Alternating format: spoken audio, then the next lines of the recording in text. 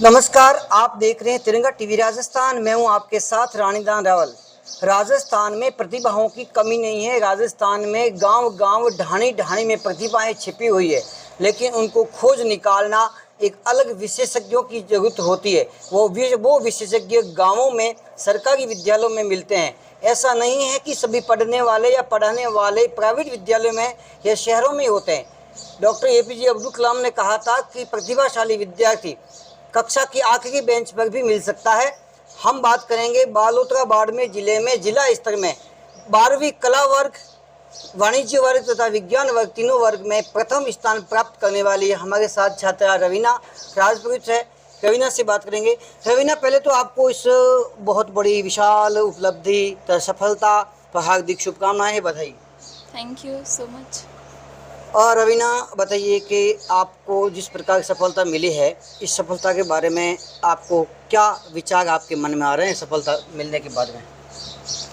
मतलब कि यही कि कभी सोचा नहीं था कि ये दिन भी आएगा। मतलब कि ऐसा होता है कि हम सोच लेते हैं कि ये हमारा सपना होता है कि हम राजस्थान टॉप करें या डिस्ट्रिक्ट टॉप करें, लेकिन जब हकीकत बन जाती है तब हमें इतना विश्वास भी नहीं हो पाता। तो मैं बहुत खुश हूँ और मेरे माता पिता और टीचर्स ने जो मुझ पर विश्वास किया और जो मुझे हौसला दिया, आज उसी की वजह से ये सब कुछ हुआ। रवीना, लोग कहते हैं कि शहरों में पढ़ाई ज़्यादा अच्छी होती है, प्राइवेट विश्वविद्यालय में होती है। आप तो एक ग्रामीण परिवेश में पढ़ी लिखी हैं और सरकारी विद्यालयों में, तो आप क्या मानते हैं कि सरकारी विद्यालय में गाँवों से, मतलब शहरों से, प्राइवेट से अच्छी पढ़ाई हो सकती है? मतलब ये स्टूडेंट्स पे ही डिपेंड करता है कि वह कितनी मेहनत से पढ़ते हैं। एक तो कंसिस्टेंसी होनी चाहिए, मतलब कि रेगुलर पढ़ाई होनी चाहिए और अच्छे से टीचर्स पढ़ाए और स्टूडेंट्स पढ़े, तो फिर वो प्राइवेट, गवर्नमेंट या फिर सिटी विलेज का कोई फ़र्क नहीं रहता। दोनों में ही तालमेल होना चाहिए और रेगुलरली पढ़ना चाहिए। रवीना, आप सरकारी विद्यालय में पढ़ी है, 12वीं की कला वर्ग में हैं, तो कला वर्ग में कौन कौन से विषय रहे हैं आपके? History, political science and Hindi literature. Hindi साहित्य आपने पढ़ा है। साहित्य पढ़ने का आनंद एक अलग ही आता है। साहित्य की कुछ पंक्तियाँ आपको याद हो तो ज़रूर सुनाएं। हाँ, हो गई है पीर पर्वत सी पिघलनी चाहिए, इस हिमालय से कोई गंगा निकलनी चाहिए। सिर्फ हंगामा खड़ा करना मेरा मकसद नहीं, मेरी कोशिश है कि ये सूरत बदलनी चाहिए। मेरे सीने में नहीं तो तेरे सीने में सही, हो कहीं भी आग लेकिन आग जलनी चाहिए।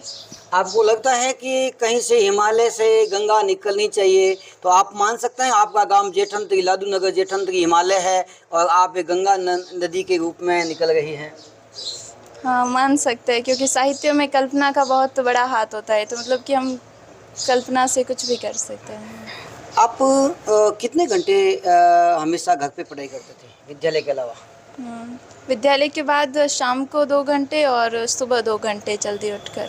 पढ़ने का सबसे अच्छा समय रात को 2-3 बजे तक पढ़ना रहता है या सुबह का जल्दी उठ सुबह ज़्यादा अच्छा फ्रेश लगता माइंड है। से पढ़ते हैं? आपके इस सफलता के पीछे माध्यम से, जिसके कारण आपको इतनी बड़ी सफलता मिली है, मेरे माता पिता और गुरुजन। आपको अब क्या लगता है आगे किस क्षेत्र में जाने का विचार है? क्या आपको बनना है? क्या आपकी कल्पनाएं हैं? मुझे प्रशासनिक सेवा में जाना है, जिसमें आईएएस ऑफिसर बनना है। अच्छा, और जो अब जो तैयारी कर रहे हैं बोर्ड, उनके लिए आप क्या कहना चाहेंगे? 10वीं 12वीं किस प्रकार से तैयारी करनी चाहिए? मतलब कि किसी भी बाधा को सामने नहीं लाना है, यानी कि हमें ये नहीं सोचना है कि हमारे पास संसाधनों का अभाव है या हम कर नहीं सकते। बस खुद पर विश्वास रखना है और मेहनत करनी है, और वो भी डेली। रवीना, एक सबसे बड़ी समस्या होती है कि हालांकि ऐसा कहा जाता है कई चीज़ें अपन जिस प्रकार यूज़ करें उसी प्रकार की हो जाती है। जैसे चाकू सब्जी काटे तो ठीक है और किसी का मर्डर करे तो गलत होता है। तो अपन एक मोबाइल है, इसको श्राप माने या अभिशाप माने? आपके पढ़ाई में मोबाइल लाभदायक रहा कि नुकसानदायक?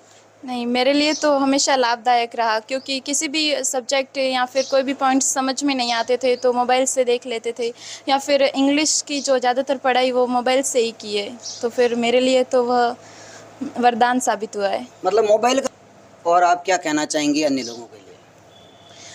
मैं बस यही कहना चाहूँगी कि निरंतर पढ़ाई और डेली पढ़ाई करें, कंसिस्टेंसी रखें ज़िंदगी में। आपके माता पिता ने कभी कहा था, सोचा था कितने परसेंटेज बनेंगे? हाँ, 10th में मतलब कि 95 आए थे, तब तब मेरे पापा को उम्मीद थी कि मेरे उससे भी ज़्यादा आएंगे, लेकिन आ नहीं पाए। 93 बने थे तब, तो तब से था कि नहीं आगे जाना है अब।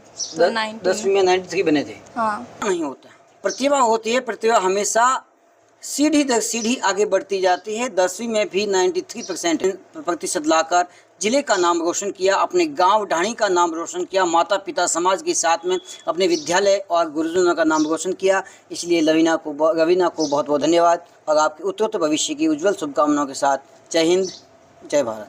Thank you. आप आइए दोनों 1 मिनट।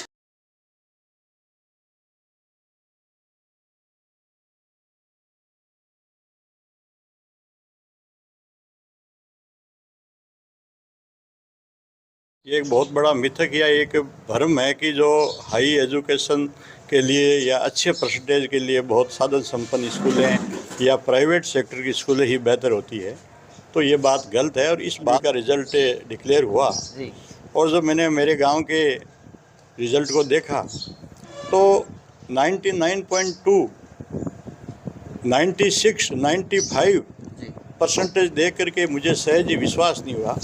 फिर मुझे विश्वास करना पड़ा, क्योंकि जो चीज़ आई थी वो तो सत्य ही थी।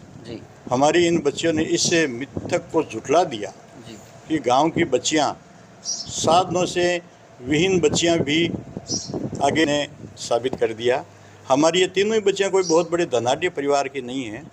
ये बच्चियां स्कूल में अध्ययन के साथ में घर जाने के बाद में अपने माता पिता की खेती के काम के अंदर भी, पशुओं के सारे पानी की व्यवस्था के अंदर भी और रसोई के कामों के अंदर भी अपना पूरा हाथ बटाती है और उसी में से अपना समय निकाल कर ये बहुत बड़ा हमारे गांव को गौरव प्रदान किया।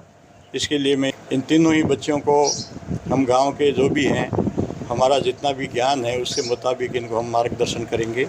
इन तीनों ही बच्चों का लक्ष्य भारतीय प्रशासनिक सेवाओं में जाना है, जिसके लिए बिल्कुल पूर्णतः ये कटिबद्ध है। मैं इंतजार करेंगे जिस दिन हमारी बच्चियाँ प्रशासनिक सेवाओं के अंदर चयनित होकर हमारे गांव के अंदर पुनः आएगी।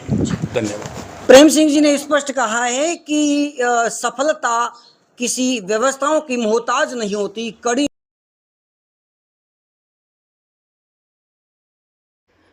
हमें खेद है कि इसी विद्यालय राज्य के उच्च माध्यमिक विद्यालय जेठंत्री बालोतरा की अन्य छात्रा अंजलि माली 96.80% तथा दूसरी ममता राजपुरोहित 94.60% अंक हासिल किए, लेकिन तकनीकी कारणों से इनका हम इंटरव्यू शामिल नहीं कर पाए हैं। इसलिए हम खेद है, इसलिए जुड़े रहे हमारे साथ। जय हिंद, जय भारत।